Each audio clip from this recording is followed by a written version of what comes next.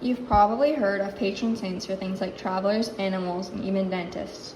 But did you know there was a patron saint for something as modern as television? That's right.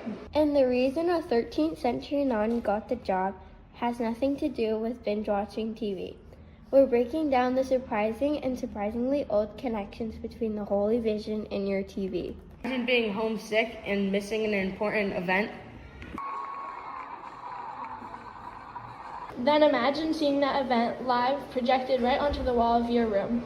It sounds like science fiction, but that happened almost 800 years ago when the TV wasn't even invented yet. Today, on the life and works of St. Clare of Assisi, we're uncovering the incredible story of a medieval saint and how a personal miracle made her the official patron saint of technology she never lived to see, the television. On July 16, 1194 in Assisi, St. Clare was born as Clare of Assisi. She listened to God's call and answered at just 18. Born to a wealthy family in Assisi, Italy.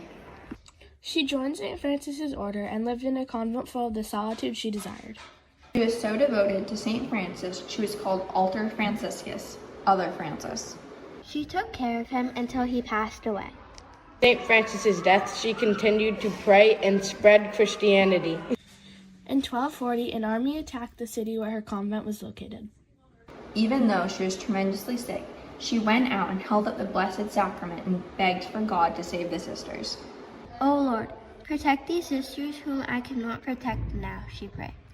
A voice answered, I will keep them always in my care.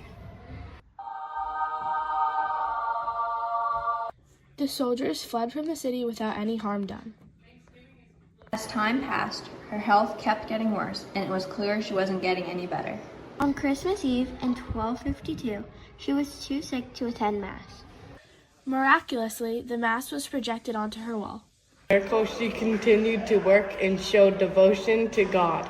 On August 9, 1253, Pope Innocent V declared that St. Clare would serve as the governing rule for St. Clare's Order of the Poor Ladies. On August 11, 1253, she died at the age of 59 years old. Her remains were put in the chapel of San Giorgio.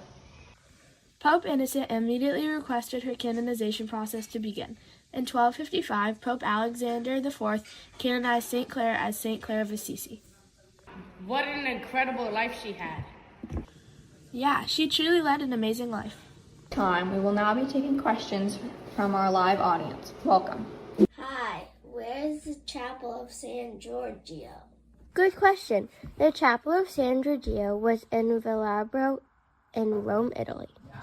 Hello, why was St. Clare so influenced by St. Francis?